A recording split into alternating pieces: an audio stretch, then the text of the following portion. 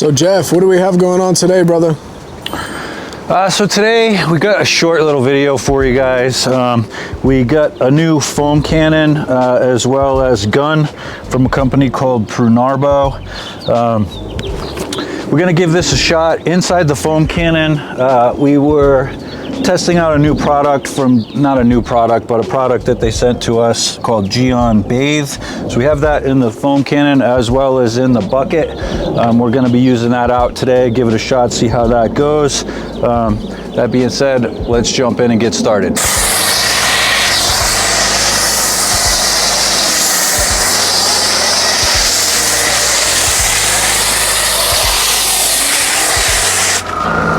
So Jeff, what are your initial thoughts on all those tools and products? Yeah, initial thoughts are the foam cannon and the gun are working really well. The Geon Bathe, you can see that we barely put any of the soap in the cannon and it's foaming up really well.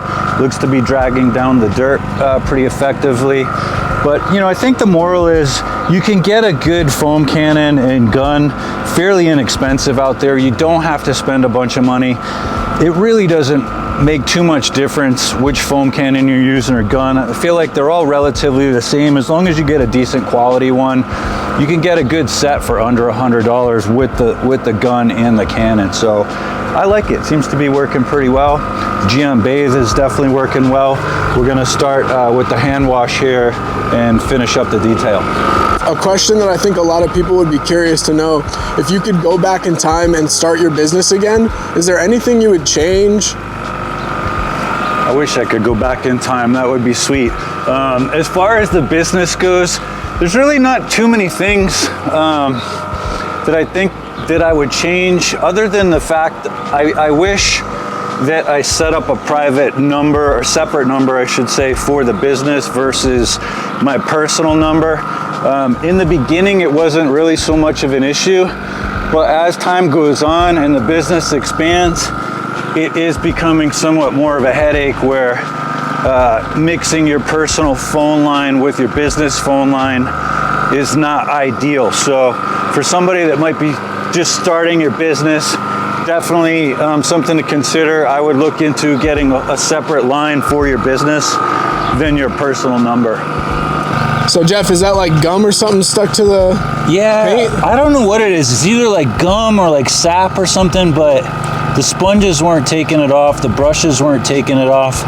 So I'm using this little tool. It's like a little scraper tool that we got with our New York Foam Kings kit. So it's a good product to have on hand, you know, for stuff like this. It's scraping it off. It does take a couple minutes just to kind of get at it, but without this would be really difficult to get off. So shout out to my guy Josuel over at Foam Kings. Appreciate the kit. We got it right there.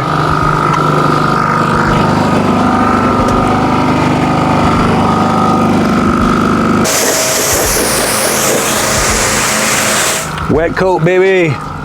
We're getting a little low, actually. If anyone over at Geon wants us to keep plugging the wet coat product, we could use a gallon. Just saying.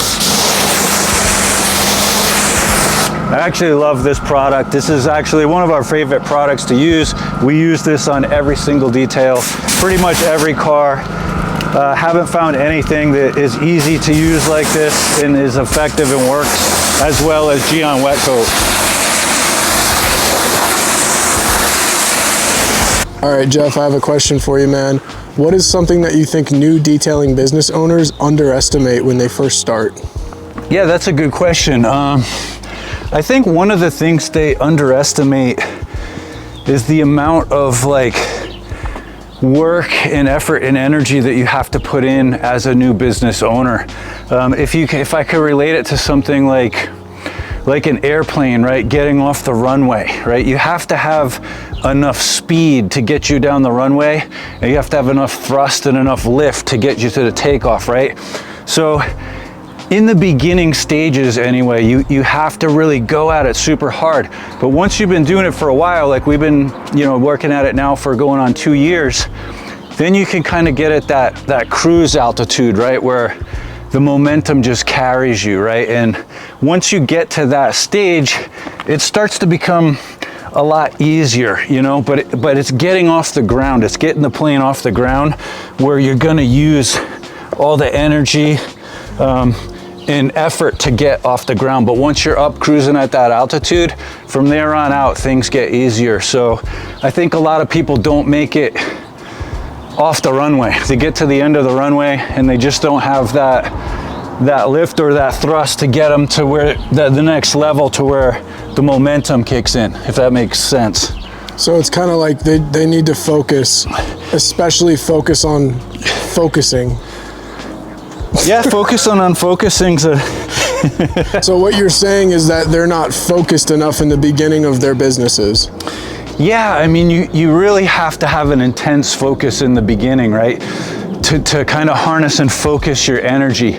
If you think of it, I'll just give you another analogy. I know I just gave you one, but if you had a piece of paper here on the concrete, right, and say this is like the piece of paper. If the sun's just hitting it as a piece of paper, right, the heat's just dispersed over the paper and it's not really going to do anything other than warm up the paper. But if I had like a magnifying glass, right, where I were to hold that over the paper and focus that energy from the sun, right, that little amount of focus is enough to burn a hole through the paper, right? So you have to have that same focus and apply that into your business, especially when you're getting started. It takes that laser sharp focus, and when you have that focus, that's where you create energy, and that energy can pierce through any barriers that are in your way. Does that make sense to you? Mm-hmm. Yeah, cool. All right, Jeff, so we're trying to keep it short and sweet today. Is there anything else you wanted to throw in before we close out the video? You know, there was another thing that we were going to talk about, was misinformation on YouTube, you know, being spread by other detailers out there. I came across this video where a pretty popular YouTuber in the detailing space was talking about a strategy that they use for getting 5-star reviews, right? And I was intrigued by it because this person said that they had 100% close ratio on this particular technique. And I was like, wow, claiming 100% close ratio, that's pretty out there, pretty unheard of. Because I'm pretty good at getting reviews and I have a really high close percentage, but it's not 100%. So I watched the video. I'm not going to mention names because I don't want to throw any names under the bus. It's not about hating on other detailers or anything like that.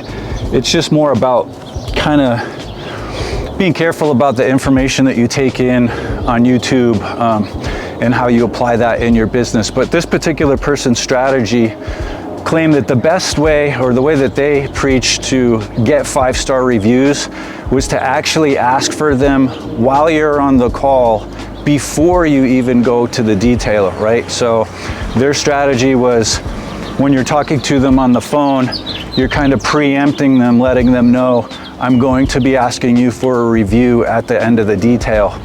And for me, I was just like, nah, I don't really agree with that. But then after they were claiming that it was 100% close ratio, I was just kind of curious. So I happened to look up this person's Google business profile to see, thinking, wow, they must have a lot of Google reviews if they have 100% close ratio, right? It would make sense.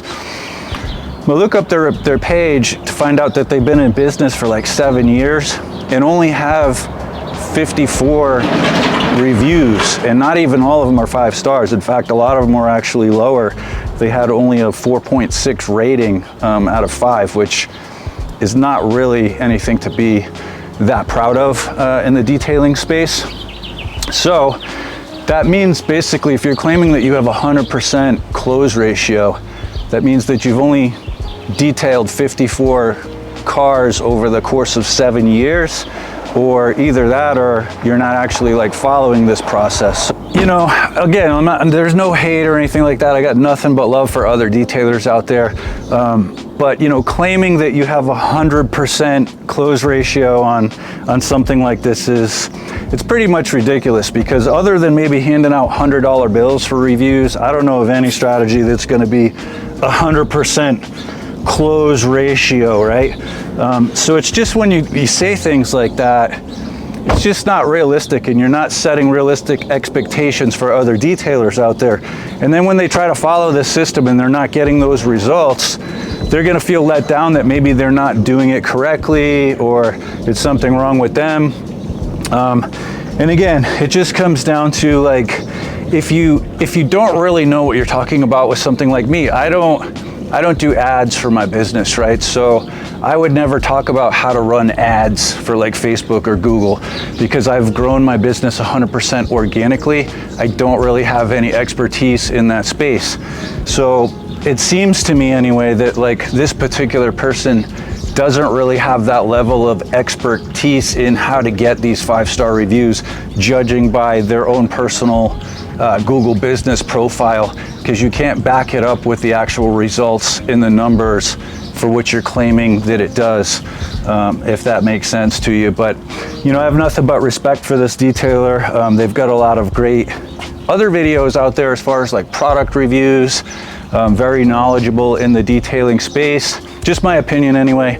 Let me know what you guys think about this. Drop it in the comments below.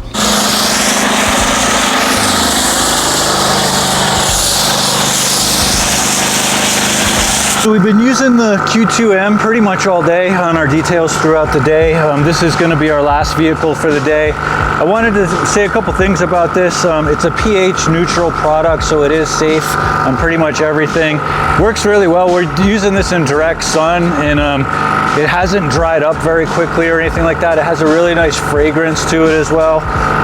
Seems like a really solid product. What were your thoughts on it, Corum? I think the suds are really nice. I really like the smell of it, and like you said, it's not drying up at all. We've had it sitting on the car for like 5 minutes now, and it's still super foamy. So great product, man. Yeah, so shout out to our friends over at Geon. We really appreciate you sending over the products. Love using the Geon products. Very solid line. If you guys haven't had a chance to try this, check it out. We'll put the link down below. That's all we got for you guys in this one. Thanks for tuning in, and we'll see you in the next one. See ya.